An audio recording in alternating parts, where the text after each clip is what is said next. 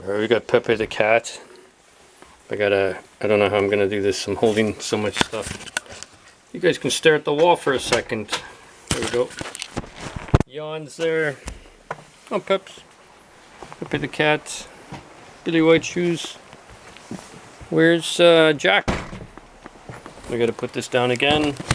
This is bad planning. There we go. Alright. So we need a black cat for Halloween. Pepe. Billy White Shoes. Oh. There we go. There we go. And now we go check shenanigans. That's what I'm calling this. So they just went out of the car, and to the left is Chrissy under the tree. Hey guys!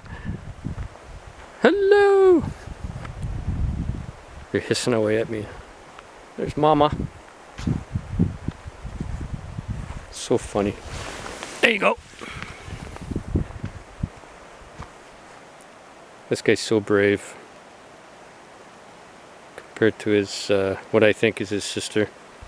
Anyway, that's a lot longer than I was gonna do. And the sun just left.